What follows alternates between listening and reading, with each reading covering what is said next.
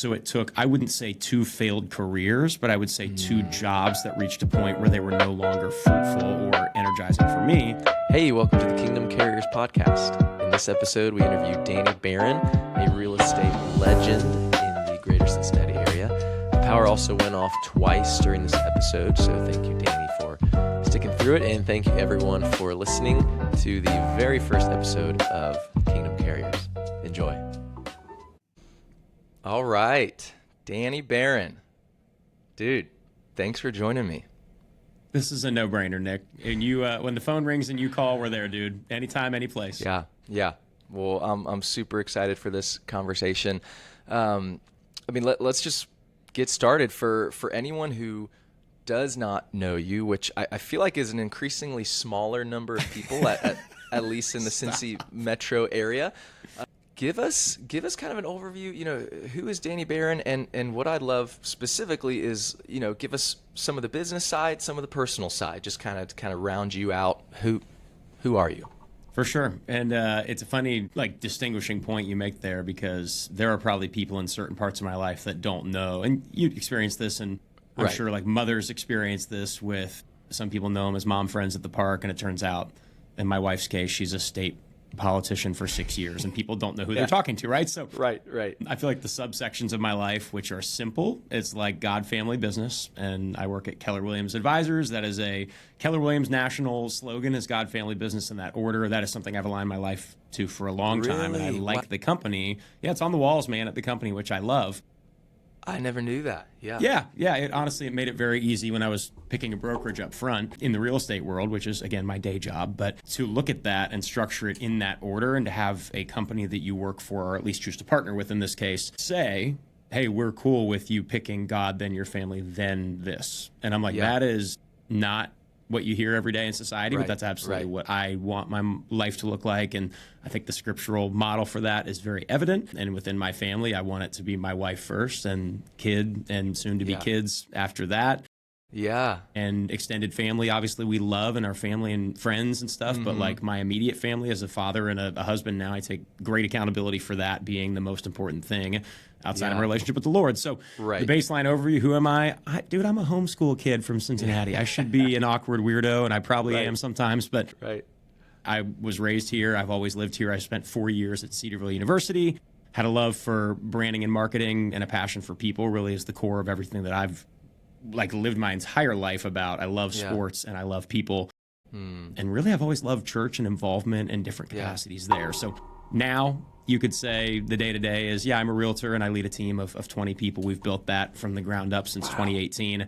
I love it because the people are awesome and I love partnering with them every day. I'm really not about doing stuff on my own. I like team sports, and I grew up playing basketball and soccer. I've always said the mental fortitude for golf or tennis is a different level, because you're alone. It is maybe coaching, but it's a different ball game, and the caddy can only do so much. You're swinging the club. So I love those sports now, but really I've always been how do I distribute the ball to the excellent players in soccer and basketball, and carry the weight of being a good teammate and being a captain of a team, and what does that look like? So today's day and age, I'm trying to play as many sports as I can. I'm running our residential real estate team, and I want to spend as much time as humanly possible with my family and volunteering at our church. And my last kind of plug, the thing that I was saying, some people know you for a certain thing.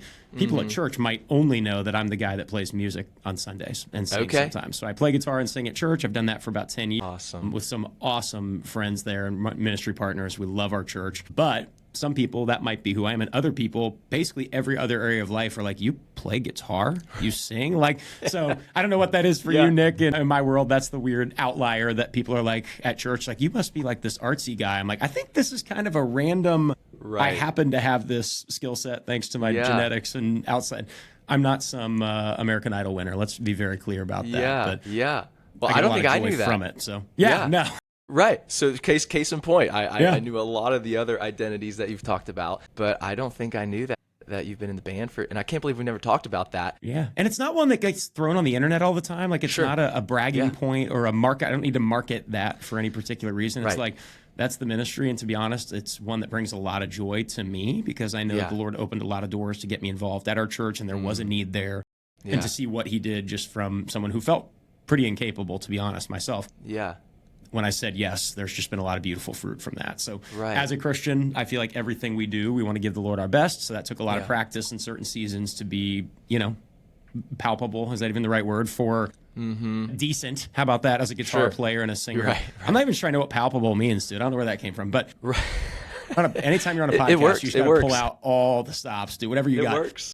Yeah. But within that, it's like I feel the same way about real estate, and I feel the same way about being a husband and a dad. It's like I want to give my absolute best in those areas to honor and to glorify the Lord more than anything else. And I think in that, like when that order is correct, there's a lot of joy in life. Yeah. That's me. Yeah. I'll pause there for you. A lot of joy and a lot of growth, I think. And, you mentioned leading a team of 20. So right there, okay, you're doing something right in the, real estate and management sector if you've got a team of 20. And then also growing, you mentioned soon to be kids. That's right. I mean, that's quite a bombshell. Could you let us know a little more about that? We're about 2 months away from boy number 2, which I think I don't know why. There's really no reason. We were both just completely dead set on, we're going to have a girl next. 2 boys. My wife's eyes when we found out were as large as the moon. Like she was like, you mean the first energetic psychopath that we created now is going to have a partner in crime?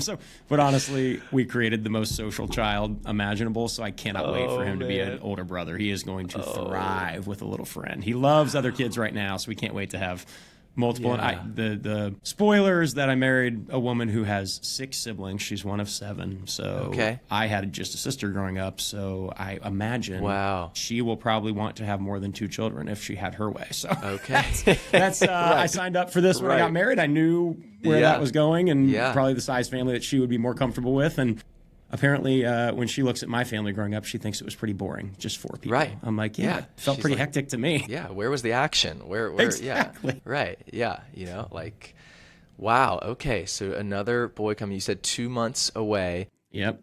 So, on paper, right? You never know what that means. That could be tomorrow, so we're prepared for anything. Right, yeah. So we're looking into May, something, getting ready for the summer. Wow, man, that is exciting. Congrats. Yeah, we're pumped. Thank you, dude. We're pumped. Yeah. Wow. Okay. So one question I love to ask people, and this can kind of dip into the personal or the business side of things, but as you look back on your life, like what are some specific moments you can point to that were very pivotal in getting you to where you are today? So either getting you to now running a, real estate company, firm, what's the right term to use there? Sure, we'll call it a team, yeah. Okay, a team, great. Running a 20-person team and, getting people awesome houses all over the area, or becoming a husband, father of soon-to-be 2. Just as you think back, what are some of those moments you can point to that really altered the course or set you on this course?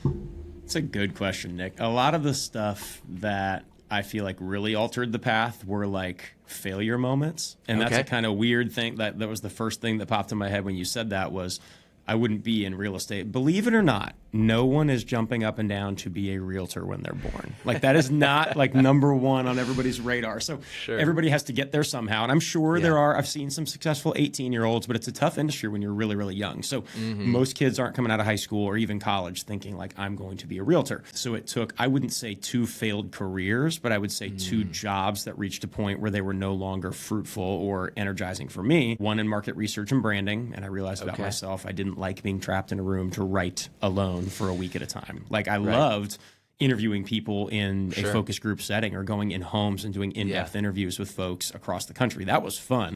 I didn't even mind the travel as much. I really liked when I got in a rhythm afterwards with our church and I didn't miss things all the time, but like travel was fun. Right.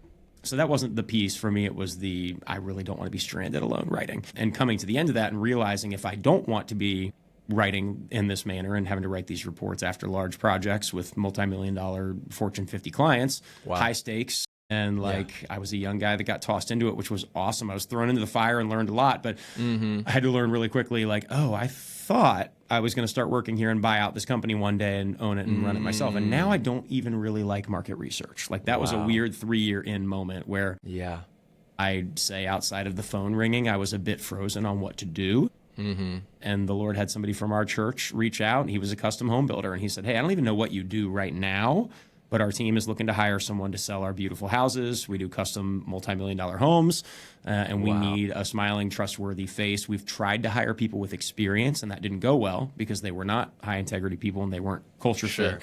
So this time we're deciding that we want to train someone who we think is a culture fit. And I love that. So took a major leap after a lot of prayer and consideration into something that I would say was like a top 3 most ridiculous thing that I did not understand in the world. Like, let me throw this in there. I don't know how cars work and I don't like really care. I'm not trying to figure that out. You know what I'm saying? Like, I could go to try to figure that out and I could change some oil if I had to, or like change a tire and get the donut on there. But like, dude, I'm not trying to figure out how an engine works. Like that does not get me in any way excited or energized.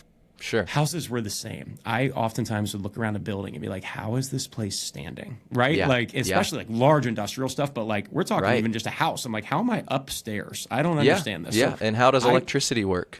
That's right. You know? This toilet, where's this going, right? Like, I don't really want to know, but I'm glad it works. When it doesn't work, I'm calling somebody. So I think I definitely had a moment where I was like, okay, getting into this is going to be a completely new world, but someone believes in me and says, I don't know what you do, but I want you to do this. So working for that home builder, after about a year and a half, I realized working in the capacity of a home building team in a new market with some difficult things there in a new market to try to sell homes that were a little higher priced than the current home builders in that market.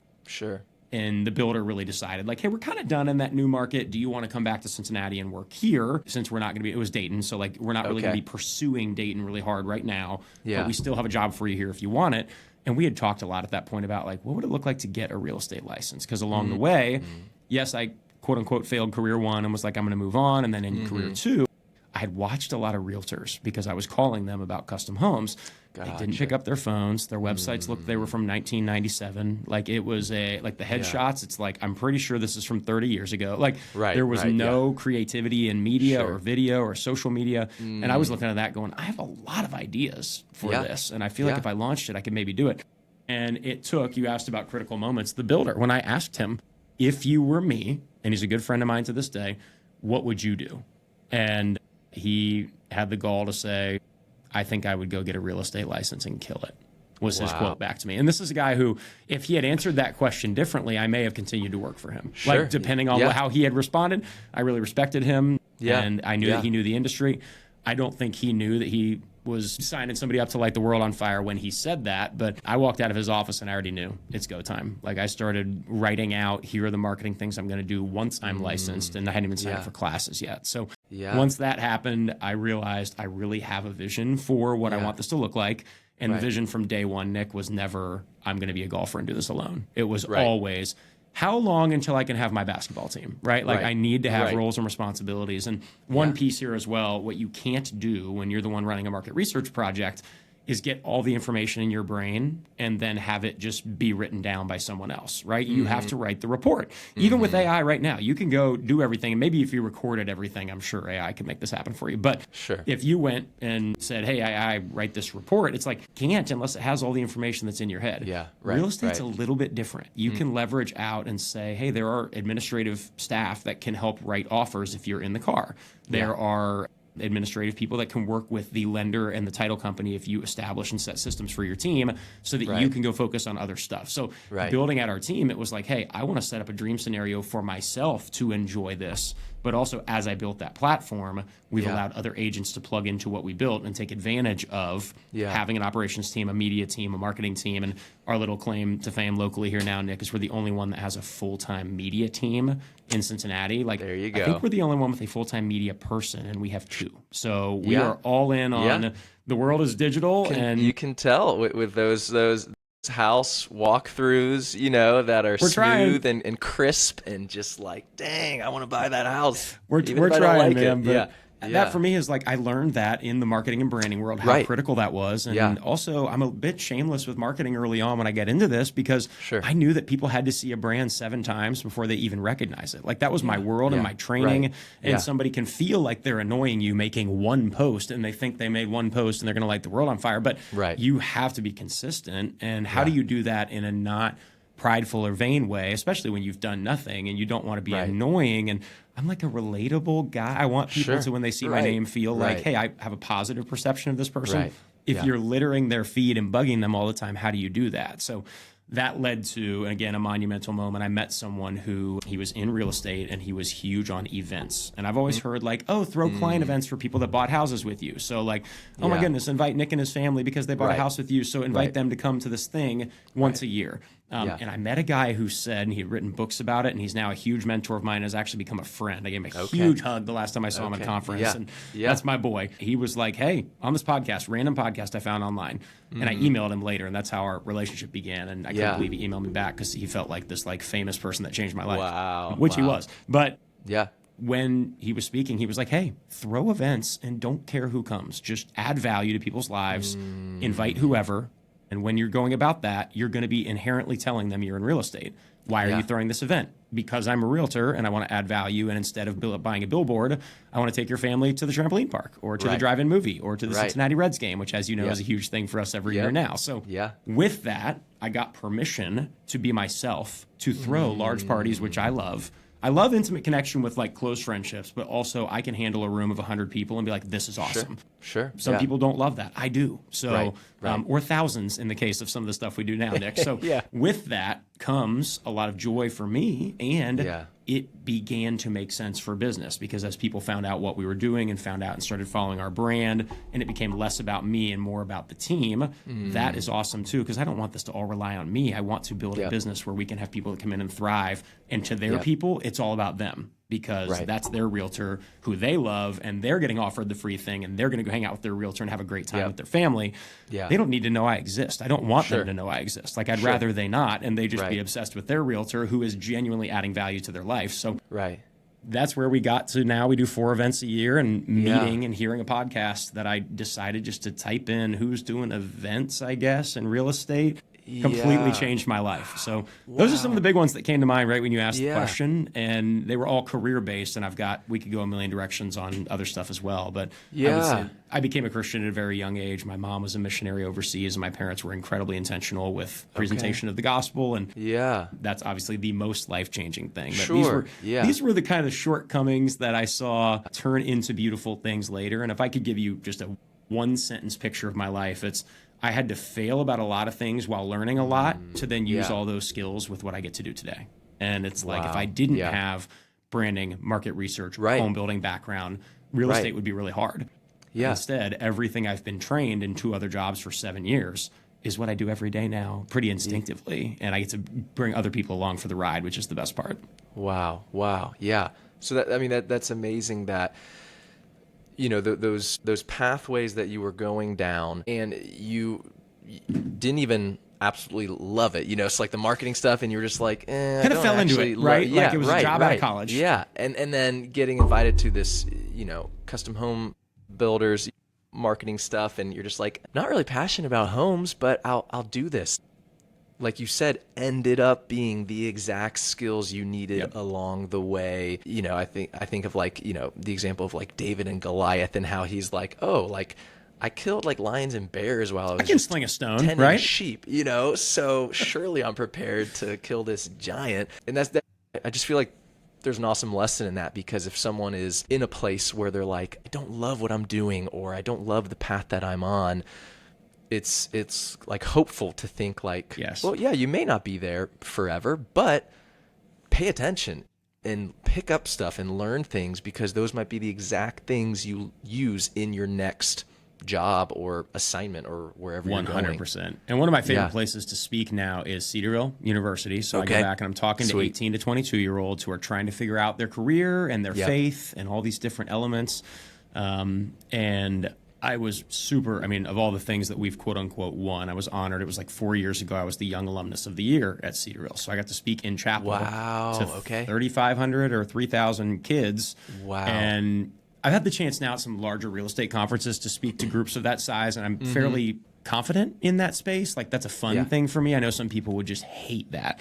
But going into Cedarville, it was different, because it's like, hey, this is a spiritual discussion. This is biblically based. This is like faith journey. This isn't like I get to talk about client events and the details and how it can affect your life as a realtor. So prayed a lot about that and going into that, and just realized leveling with all of them of like, guys, I was a lost college kid that didn't have a major till my sophomore year because I had run out of gen eds. I had to pick a major, so I picked business management just randomly because it was not communications and I wanted to, so whatever. Yeah. And then kind of fell backwards into a double major in marketing because I had taken some college classes in high school as a homeschool kid, right? So all these like weird pathways. But I remember being in college and all my accounting and finance friends had infinite homework they were always working on. I lived with 6 accounting and finance guys. I was the only one that was not.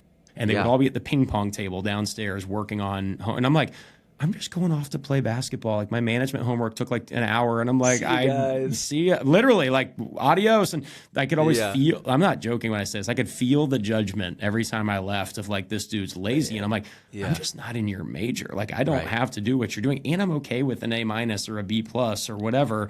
You guys are trying to get a 4.0 and go work at Ernst & Young. I don't even know what I'm doing after this. So, but as a result, all my spare time was spent investing in people. And it's fascinating now, Nick, how many of those people have called us to buy a house. Like all of my college life that felt like, am I just like having fun and like in a very positive setting, Christian school, made good choices, like don't look at college and have a bunch of regrets. I'm just like, no, I just didn't have to do a lot of school the way that other people did. And it turned out that that was exactly what was needed. And it's kind of life-giving to look at a bunch of Cedarville students and be like, hey, I'm not saying don't do your homework, but I am saying if you feel different than other people and like your skill set and your calling are a little bit different, that's okay. And honestly, it can be awesome. And I have found that to be really life-giving now for me. And I wasn't even doing music stuff at Cedarville, and the Lord brought that opportunity at church years later. I played in youth group growing up, but Cedarville music scene was like incredibly talented. I was not needed in that season, right? And then I feel like it later on in church in the young adult group, it was needed. And I think that was another critical moment in my life. Someone saying, hey, I think what you're doing here in the young adult group needs to happen on the larger stage at our church. And it was like, I laughed at them. And then my pastor called and sat me down and talked about it and was like, okay, so you guys are like serious about this. So you never know, man. And I've always wanted to have an open hand with what the Lord would have for me. You can imagine when I was what I would call completely failing at the home builder, unable to sell houses and not making money because it was commission based. Dude, it was brutal. Brutal for a long time. And you can imagine my parents were asking questions like, so what's the plan? And I'm like, those are great questions to ask your children in these situations. So my response was, I have prayed a lot about this. I feel like momentum is just on the other side of the meeting I have next week. And then that meeting would happen and nothing would happen. And it's like, okay, I still don't feel like I'm supposed to leave today. Like this still feels like where I'm supposed to be. And some of that is just, you know what, if you're walking with the Lord and you're volunteering at your church and you're feeling the impact in your own life of scripture and discipleship, and it's not all about money, but eventually you have to have money to eat or you live with mom and dad again. So that is true. Eventually it came down to that conversation with Justin in the Lord's perfect timing of him saying, go get a real estate license. If it had been another month or two, I think I might have been like, do I have to leave or quit? And it came down to the business timing, perfectly pulling out of Dayton at the right moment and me jumping into the next thing. I think that's all my moments for you. Like I know I kind of tied that back in, but I just thought like, man, you never know if it's a pastor challenging you or a business decision going sideways or someone in your family getting really sick. Like we've had all these things and they've all impacted my life pretty profoundly. And all those things also make you appreciate, by the way, when you've been through some stuff, the peaceful moments and seasons, right? And I just think of like my life right now. And we're just so happy. I mean, we have the most overjoyed little boy. My wife is the best. I could spend the whole podcast talking about her. And she's so talented and makes me look like such a chump in comparison. And I feel like now, when things are at peace and our family's healthy and we're in a fun role that we enjoy and we're able to travel over Christmas with family. And we have a little boy that's 18 months old and yelling buckets while he dunks on his little hoop. Like, that's my dream, dude. So I just feel like I stop in some of these moments and go, you know what? I know stuff's going to go crazy again eventually because we live in a sin-cursed world and it is crazy. But in these moments, we just want to smile and be like, this is awesome. And we cannot wait to have another child. We want to steward all the opportunities well that we have. And when business is going really well, I feel like it's easy to just feel like, oh, well, this happens all the time. And then when the market gets tight or it's tough or things are difficult with people on the team or whatever, and you're like, man, it was really fun like a month ago when that wasn't happening. So right now, I feel like is a great season where like, yes, I'm not under the impression things will never get wild again. But I am thankful for every day right now and want to live that out to the absolute fullest and just be thankful that the Lord's given us a good, peaceful season, you know? Man, what a beautiful place to be in.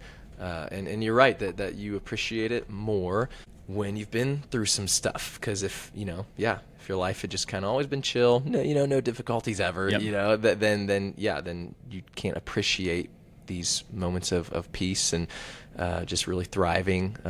Wow.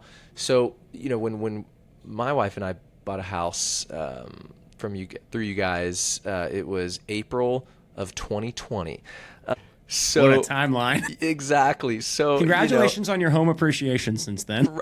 Oh yes, thank you. Yes, and we will keep our interest rate for as long as humanly possible. But I mean, tell me, it's hard to talk about owning a business that you started before COVID without talking about how you made it through that time. For sure. And how, the ups and the downs. Can you walk me through just some of, being a young business owner, in selling real estate where, you got to be there in person, or at least that's how it used to be, and so just tell me, what changed and how did you navigate that time? It was difficult going into it because the mindset was like, I think everyone's going to never buy a house again. Like that was like the 2-week mindset, right? Like I think everyone's stuck forever.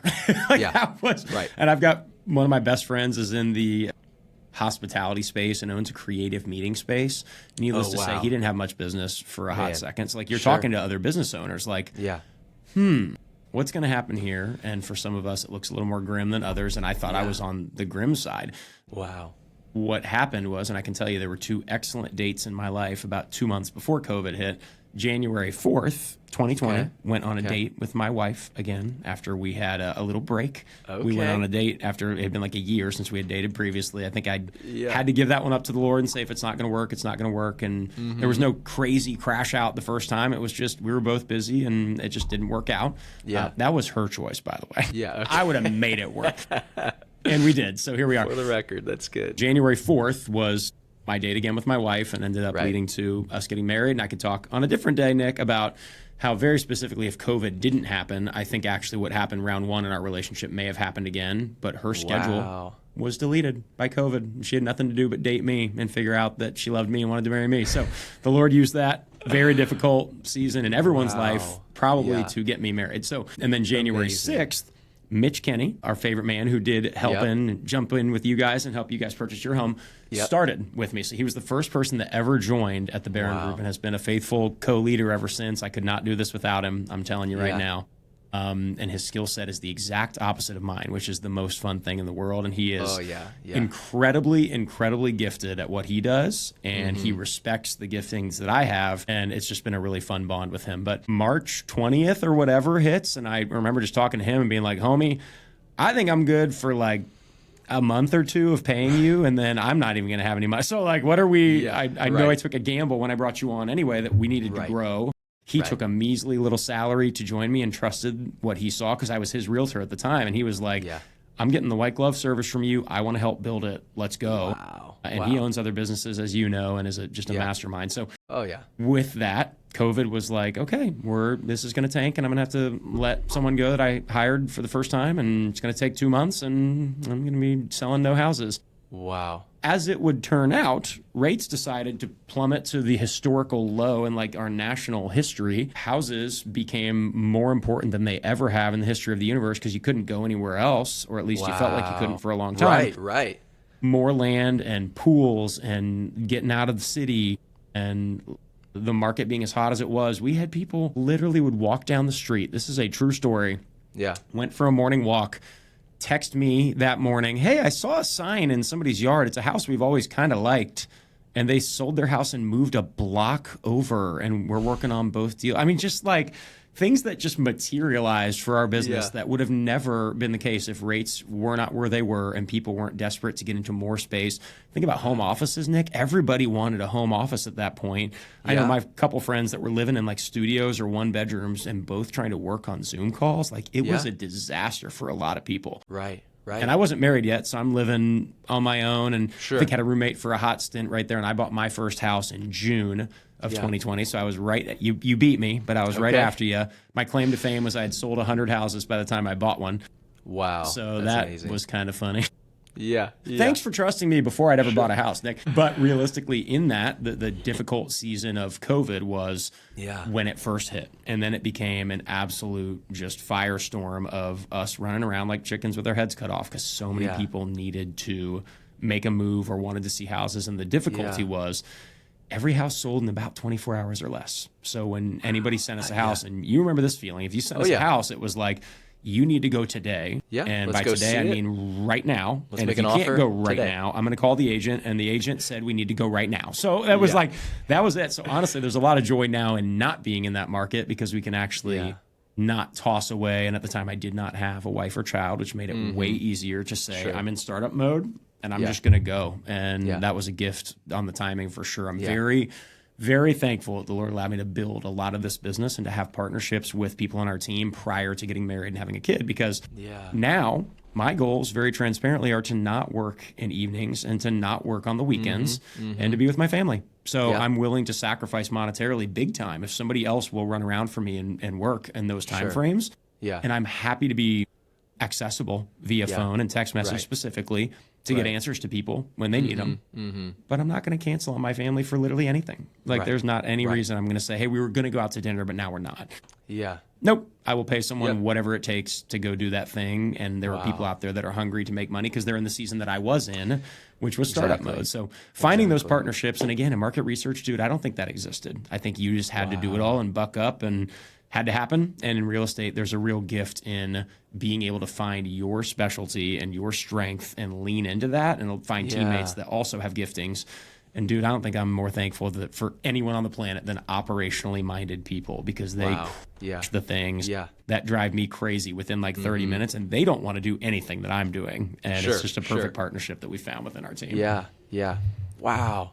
That's amazing. And again, just thinking about, you know, we talked before about how being in a job you don't like could eventually give you the skills for the one you do like. It's also like, okay, COVID, which was a terrible situation in so many ways for so many people, ended up being like, oh, now that housing market is kind of like booming and, you know, like tons of people are looking to move. And it was funny, the story you mentioned, because what gave us the final push for us to get a house in April of 2020 was that we were living with my wife's parents at the time. And so her dad started working from home instead of going into the office, and her sister, who had been away at college, came back into the house. That became a very packed house, didn't it? They have a tiny little house, and so we're like, and we're in the basement. You know, we had just come back from like the missions field, and so so we didn't have roots yet, and that pushed us over the edge. So I imagine a lot of people, like you said, were starting to feel like we need a little more space, like like we need some land, or like you said, a pool.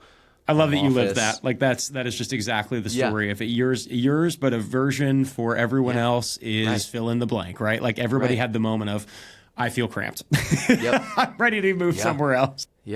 And we, you know, we still did an in-person showing, you know, like that. Those were up and down. Hand sanitizer was everywhere. I'm sure that helped a lot, right? Right. And I remember our title signing. You know, we're like at opposite ends of this long table from, you know, the title. It became like car closings like, right after that. Shoving. Like you had to literally be in your car and they would bring stuff out. I mean, it got nuts for a while, dude. Wow. Man. Yeah. And so if you know, so it's 2026. If you could go back, let's say 10 years and talk to young Danny in 2016. You know, besides telling him like, you know, to bet on the Kansas City Chiefs or anything like that. We try not to say that name, but I hear you. Besides that, what actually would you tell young Danny? That's a really good question. I think I can look back with a lot of joy that there was a lot of stability in my life as a single guy, and the priorities were pretty good. So looking back, like I don't think I wasted what I would call my Paul years of like, you have so much to give to ministry when it's just you. And for the single person coming out of college at 22, I just think it would be a huge miss to sulk in the sadness of singleness at 22. Like that, you're just not past. Like I got married when I was 30, and honestly, if I could draw it up, that was pretty good. Like I think my brain always told me like 28 would be good, and I wasn't that far off. I was seriously dating the person I was going to marry at 28. So I feel like when I look back at career, that's where I would probably have the most advice, because I'm pretty proud of really like relationship with the Lord and the outpouring of that and where I spent my time. I'm really proud of how I spent my time in that season. Wow. But 2016 would definitely have been like, hey, really, really hard things are going to lie ahead with your career that are going to push you and make you wonder sometimes when you're looking in the mirror and just feeling a complete failure. Just trust that every single thing happening is exactly what's supposed to happen so that you can dominate later. And if I felt dominate for me means I wake up excited about what I'm doing, right? Like that to me, and it's working enough where I don't have to go get another job. So if I was you could love what you do, and if you make nothing, you and I both know it's like, well, I do have a family to support. So But I think within the very specific structure you're giving me, 2016, if I knew I had about a year left at that job at the time, that would have scared me. But I also was starting to get the itch at that point of like, I don't know that this company culture and this specific job and role are going to be forever for me. And I don't know what that means yet. I think really having an open hand with it would have been the best possible advice. And guess what? That's the advice I gave a small Cedarville class 2 nights ago when I spoke there. Ari Fustel, who's on our team, spoke with me, and she gave very similar advice from her perspective as someone that worked in higher education for 6 years at Cedarville. And then she jumped out into real estate. So no matter who you are, like you're growing in a role, and it can absolutely apply directly to the things in the future. And I think, Nick, if we wanted to take that a step deeper, we also go through really, really hard things, and it's easy in those moments to say, why would God let this happen? And it's much more difficult to say, well, a sign of spiritual maturity would be saying he's allowing it to happen, so I want to respond well as a Christian. And then I also need to look down the line and go, I might not know this yet, but maybe I'm going through this because I'm going to help somebody with this in the future. And that's not a fact, but you do want to take every opportunity you're given in life and say, I'm going to take this head on and still trust that the Lord is good and that everything in Scripture is true. And then when you get through the thing, you look back and go, man, I'm really glad I didn't like crumble and fall apart when things were really hard. And I think for our journey specifically, that was health related with family members and direct family members. And it's really, really difficult when people aren't healthy, right? Like when you, the unknown of loved ones is really, really tough. So in that, I think just recognizing like, hey, the Lord is worthy of our trust. And I told you now we're in a season of peace. Like that's a really cool place to be after being in some rough seasons that felt out of control, because they were. God did not ever promise us control. So I think that's probably what 2016 Danny would need to hear is you're not going to be in control. And that doesn't make your life or your situations a failure, because you will get through these certain things. And I think when I spoke at Cedarville in 2021 or 2, I used the phrase, give yourself 3 years and you'll be able to see why. And I had a pretty direct conversation with some people afterwards that were like, hey, it's not always going to be 3 years though. Sometimes you might get 3 years in and be like, this still sucks. So what's the deal? And that was eye-opening for me too, just because for me, it might have been a 3-year season of difficulty in career or health for family. It's like, sometimes it's a life sentence till you get to heaven, dude. And like that's a difficult one to swallow, but that doesn't make God less good or life less important to follow him and trust him. And I feel like in that, again, this is a much deeper route than chatting business, but it's true in both, right? Like you can grow and there's opportunity to respond well when adversity hits. And I think that's the word that would define some of my journey. It's just the adversity hits and you have to, thankful the Lord made me a natural optimist for sure. I'm the one that's always going to look at the bright side. But I've also had to learn to empathize a lot better, because when things are really hard, you realize the difficulty that others are going through. And in your world, I can only imagine on a daily basis the conversations and some of the darkness and depth there. And it's real. It's not people always blowing smoke. It's some things in life are really, really hard, and we're called to respond well. So, which can be really hard to do. 100%. And you mentioned that COVID started a boom in the housing industry, because if you look at the mental health industry, when there is widespread panic and, people dealing with death and uncertainty and all of these things, you ended up with a lot more people reaching out for counseling. I say it's kind of like a dark irony, because it's not, obviously we don't want people to be dealing with so much anxiety and depression and all of that, but it's just the nature of that season. And I still, like you said, in conversations every day with people, they'll say something like, and then back in 2020, or and then COVID hit and I just got so isolated. And so, yeah, I think it just goes to show that how we handle adversity really does make the difference, because like you said, you choose the optimistic route where you're like, okay, what can I do now? Like, all right, COVID hits. Okay, how can I get creative? What can I do? If I can't meet with someone face to face, how can I stay connected with them, through FaceTime or whatever it is. For sure. So yeah, that's And I harp really hard, insightful. Nick, on Christian community and like rallying Yes. with others and Yes. not isolating yourself. And I've watched some really, really brilliant people in my life that when they do isolate themselves can fall into really deep, dark depression. So it's not always do you have a high IQ? Sometimes it's the wisdom of being willing to say, I need to be surrounded by people that are going to encourage me and speak life when things are really dark. Right. And I'm thankful that the Lord gave me that picture. And some of the post-COVID stuff, when it was really hard for our family, it was like, hey, I need to be surrounded by people that know what we're going through or what I'm going through and can speak life into that situation and pray with me and pray for me and check in on me. And I really like being on the other side, Nick, where you can help other people. That's a much more fun place to be. But really being able is. to recognize in the moments where you're like, hey, I am the one that actually needs people to rally around me here. Yeah. I'm thankful that the Lord gave me enough humility, because I've watched sometimes that that's not there.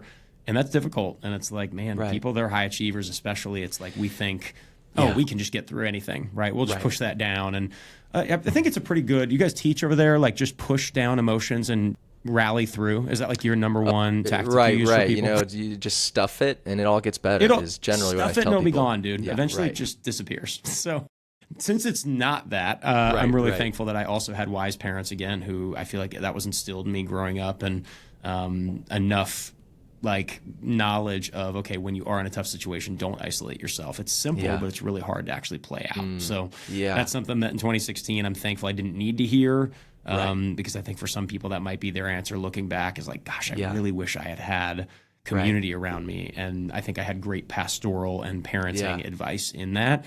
Right. To have enough wisdom to seek that out. So, and again, to this day, Nick, I'm someone who I want to actively meet with a discipler weekly, and that's a non-negotiable for me. A vacation, of course, but like I want it to be on the calendar weekly that there is a discipler in my life for accountability, a Christian conversation, and encouragement in the faith, and diving into Scripture together. I've been really thankful to have a pastor for years that is still the case to this day. Wow. Yeah. No, that's amazing. So so you have a value for accountability and just having someone, like a Paul to your Timothy, someone speaking into you, encouraging you. When you go to make a decision, and again, you can go the personal route or the business route here, but what are some of the other values that drive those decisions and ultimately lead you to like, yeah, I'm going to do this, or like, no, that's not the opportunity for me? What are those core values that kind of drive those decisions? There is a Procter & Gamble statement that I've stolen from one of our team members who used to work at P&G, and we did a lot of work with P&G in the branding world, and it was called Core, More, and Explore. And I can break that down really simple for you. In our business, we have our core things that we can't miss. Like for us, I told you about our client events that you know well about. They're not just client events, they're open to everybody, and that is the core of our entire business. That's where most people find out about the Barron Group, and they come and experience what it's like to work with us and be in the room with us and see the joy that we have and the fun that we want to give back to the community, and that we really care about people, right? So that's the core. Yeah. Social media has also been a core pillar for us. Okay. More would be like, okay, when we decided to go all in on YouTube and film videos weekly, and we had the capacity to, without abandoning the core, we got to explore some more. Okay. And then there is the very deep cut explore. I just used the word explore, but really that's the third category of like, this is a little more out there. We're going to like test something and see if it works. Like when we went with YouTube, like I knew we're going all in on this and we're not going to sacrifice the core. It's going to become part of the core. We've got the capacity. Right. And so I think in my life, when I look at stuff, I'm like, where am I not willing to compromise? That's the core. For me, that is time when it comes to my wife and my kid. and they're going to get my time more than other people. And I am willing to sacrifice the more or explore of the friend I haven't seen in a couple months reached out, but I can tell my wife and I need to spend time together. Then I'm not going to go spend time with the person that doesn't need. And that's coming from the most social person you're going to talk to probably all week. So, and again, when I was single, guess what? I could go do whatever I wanted. And I always said yes. Everybody knew me. I was always a yes. Yeah. To go hang out in anything that was not insane. Unless it was like skydiving, then I'm still in. So I feel like that aspect of personal or business or spiritual life of like, yes, there are extra great, awesome things and more people and more things you could do. But have I knocked out the core already? And I feel like I can thank Procter & Gamble for that simple example, but that's kind of across all of my life. So I really do think about it in that way. And I love basketball, dude. So one of the fun ways that I've been able to enhance the core has been 5 a.m. basketball. And I am not, let me say this incredibly all caps, not a morning guy. I played basketball. I got to the gym today at 5:20.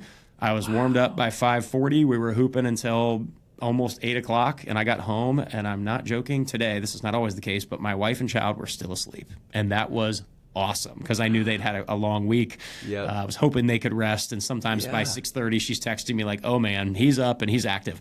And today they were asleep, and I was like, dude, I sacrificed literally nothing with my family while also getting my workout in for the day. And feeling like $1 million because I'm like losing weight and getting back into playing form. And I'm doing that Monday, Wednesday, Friday mornings now, ideally, sometimes Saturdays. And dude, it's been awesome. So like finding a way that like, okay, now the sleep has to adjust, or you can't live on 4 hours of sleep every night if you're going to bed at midnight or whatever. So feeling like now the adjusted sleep schedule, and then realizing, wow, this is actually a positive for my family too. Like we're intentionally putting him to bed earlier, and then my wife and I get an intentional time together to, you know, when there's a child running around, you're not having probably deep discussions about anything. So 100%. You know this. You're a parent. You're well aware of this. I'm not explaining anything to you that you don't know. To those who are still in the season, some may not. Danny's fun singleness, where you do what you want, and you're only responsible for you. You think you're tired, but you don't know yet. And you're like, why are my parent friends not wanting to hang out with me? Like, come on, just like I know. Get a babysitter, put your kid to bed or something. It's like I so respect the decision now, right? When they choose not to. Because I'm like, I know that you know what your wife or your family needs, and you're going to put that in the right order. So yeah, I mean, that's a prime example of my personal life of like a way I've been able to add a guy that used to play evening sports, me, all the time. I now am in one evening league, and everything else has been in the morning, and it's been awesome. Wow. Man, okay. So core, more, explore. This podcast it's a little businessy, sponsored by Procter & Gamble. Thank you for that. No. But I love that. And it's, I also am a huge fan of like simple when it comes to things that need to be memorable, like because you can remember core, more, explore, and your whole team can remember that, and they can all filter decisions like I said through that. That's awesome. Well, I know we're kind of approaching our time here, so to kind of land things, I've got what I'll call a lightning round for you. And so love that lightning round, here we go. Let's do it. Favorite movie, past or present? You're going to laugh at me. I'm going to pick two because one is seasonal. Home Alone. It's untouchable, dude. It's so good. The original? The other is, you're not seeing where I'm going here. I'm going animated, which is The Emperor's New Groove. It is so funny. And I'm an adult, and I will still say that is like the best movie ever made. I love that movie. That makes me happy. I was like 10 when it came out, somewhere around there. Perfect. Man. Yep. So many good memories. I think I know every line in that movie. It's crazy. So those are my two. Sorry, I can't pick one. Seasonal feels like a good, like if you just say Home Alone, it's like, that's a Christmas movie. It's like, I'll justify it then and pick one more. So there you go. No, that's great. That's great. Okay. If you could only eat one snack for the rest of your life, what would it be? Dude, like hot honey stuff came out recently, and I feel like just like anything with hot honey at this point, I'm like, give me that. Like, I don't know when it became hot, like 5 years ago, but I have not lost the love for anything in hot honey. So I don't feel like hot honey pepperoni pizza is a snack, but like anything I could dip in hot honey, I'm so down. Let's do it. No, I love it. Okay. Who's one of your top heroes currently living? Great one. So General Lauren Reno, 3-star Air Force general, was the leadership professor at Cedarville. He was new on the campus when I joined, and came on, I guess, maybe during my sophomore year, and now he's the advisor to the president there, actually. but used to command just the most men and the most money in the budget with military, like incredibly well accomplished, and now spends his time giving back to train up young Christian college students. Wow. And I still meet with him quarterly, so we still have a good relationship where he reaches out to me and proactively gets it on the calendar a couple months in advance, and those are always incredibly encouraging times with somebody that I deeply respect. Oh, wow. I love that. Okay. When you meet God face to face, what is one question that you definitely want to ask him? Was it the Calvinist or the Arminianist, man? I mean, like, what's the deal here? So Yeah. we could go on a nice tangent about this. I feel like, very specifically when I bring that up, it is a joke. Sure. But I feel like it really divides some pretty awesome people, and I'm like, I'm Really all for does. unity. So I feel like things like that, secondary things that some Yeah. people might claim they're not secondary, but Right. I feel like we want to align as Christians, not picking Yeah. someone's name and running with the thing. So I love the debate, but that'll be a good one to discuss with the Lord someday. Yeah. Oh, that's good. That's good. Okay. Two more. What is one thing you want to improve in your business life over this next year? The Barron Group will have an office by the end of 2026. Mark my words on that. Okay. Ideally, it's purchased. So, like, we are in the weeds right now of looking at buildings, and we're pre-approved and ready to rip on something. So, you are first to know, besides even maybe a couple team members know, but most of our team doesn't even know that. So when this is released, the world will know, and hopefully we'll be in office. And I'll make sure you know before then. Yeah. Let's go. Yep, you're good. It'll surprise no one. It's been discussed for a long time, but it's time. So that mark my words, this is the year. It's going to happen. Right. Okay. Amazing. All right. Last question. What's one thing you want to improve in your personal life over the next year? Dude, I am on day 72 of 75 Hard. We could have done the entire podcast talking about that and how much that's dramatically impacted. You have not heard of it, or you have? No, I have. Yeah. Like 2 workouts a day. 2 workouts a day. And a bunch of other stuff. Yeah, 10 pages of physical reading a book, a diet, and like you have to take an update photo every day, and is there anything else in there? A gallon of water every day. So I'm on day 72. I am, like, you knew me. Like, I don't think you probably would have been like, oh, Danny's in the overweight category. I'm doing 16 pounds and feeling like $1 million, dude. So, like, I think I probably had some sort of crazy sugar addiction from all the coffee and real estate, eating out. And so I ruled out like fried food and sugar and soda and sweet teas and stuff. And I just immediately lost a ton of weight. I'm like, that's something I didn't like, to be honest, if anybody needs this encouragement today, I had just kind of given up on like, I guess I'm never going to have my ideal physique anymore. I'm a dad. I'm working. It's Sure. Yeah. You're a couple decisions away from being right back to who you were 10 years ago. And I'm probably more fit than I was 10 years ago, which is crazy to say out loud. Dude, that's incredible. And so keeping the diet was that was the answer to the question. That was a sidebar. Yeah. I need to keep some tenets of this diet at least. I can't go back to slugging like 2 Starbucks drinks a day. It's not worth it. Yeah, because I was curious what's going to happen on day 76. And so what you're saying is... You and me both, man. Yeah. So you want to continue it in some form or fashion, whatever that looks like for you, that's sustainable long term. You want to keep doing it. We'll go down to one workout. Yeah. And one of the workouts right now has to be outdoors, which was insanity during the winter, which was honestly, it was kind of baller because that made you really feel like a man, having to put on clothes and go walk in negative wind chill at 11 p.m. because you hadn't done your walk yet. Foot of it's snow. Like you got literally dodging snow drifts. So I think the outdoor walk can go, and I will spend more time lifting and more time on keeping some of the diet stuff. Yeah, but the outdoor walk, I'll hit those with my wife, but I don't need to be out walking by myself all the time. Right. Yeah. Dude, I love it. So where can people find you? Or you mentioned these big events. What is the next one? How can people find more info about that? Tell us. The goal at this point is to be unavoidable. So on social media and Cincinnati related areas, we want to be everywhere. So Barron Group stuff is all over. TikTok, Instagram is probably our number one kind of source that we're interacting with people, I would say. TikTok's growing a lot.